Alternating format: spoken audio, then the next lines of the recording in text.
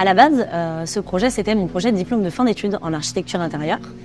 J'avais eu envie de travailler sur un restaurant qui, grâce à ses aménagements et son espace, pourrait s'adapter à des personnes comme mon frère Cédric, qui a une trisomie 21, pour qu'il puisse travailler comme tout le monde.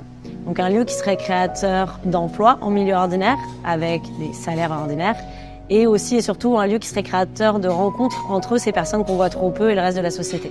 Les personnes qui ont une trisomie 21, toute leur vie, on leur demande de s'adapter partout où elles vont. Là, l'idée au Reflet, c'était de faire l'inverse, de créer un lieu qui s'adapte au maximum aux collaborateurs qui allaient y travailler. Donc on est parti des difficultés qu'ils pouvaient rencontrer en termes de fatigabilité, de motricité fine, de mémorisation, lecture, d'écriture. Et on a développé des outils pour pallier à ça. Donc par exemple, dans l'espace, on a essayé d'ouvrir au maximum les espaces les uns sur les autres pour qu'ils puissent communiquer visuellement partout où ils se trouvent pendant le service pour être guidés. On a aussi adapté un système de prise de commande où c'est le client qui tamponne ses choix sur une feuille. Comme ça, on peut prendre la commande en autonomie même si on a des difficultés de lecture ou d'écriture. Ça permet une bonne transmission des infos en cuisine. On a aussi des assiettes ergonomiques, puisque la motricité fine des personnes qui ont une trisomie 21 est moins développée. La plupart ont qu'un seul pli palmaire au lieu de 3 au creux de la main. Donc en fait, je voulais pas faire des assiettes qui, si elles tombent, elles cassent pas. Je voulais faire des assiettes qui ne tombent pas.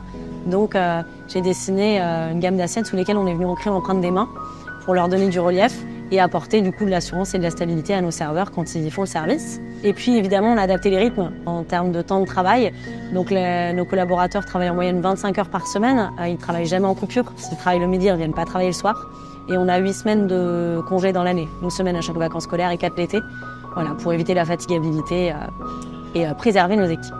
Les salariés en situation de handicap, ça apporte beaucoup de temps à se greffer, de les voir évoluer, de voir qu'ils s'épanouissent, qu'ils réussissent pas mal de choses au sein du travail, mais que justement le travail leur permet à l'extérieur d'être encore plus en autonomie sur certaines tâches de leur vie quotidienne. Je fais du vrai service et c'est ça que j'aime. Olivier et Flore, que je prenne toutes les commandes de toutes les tables.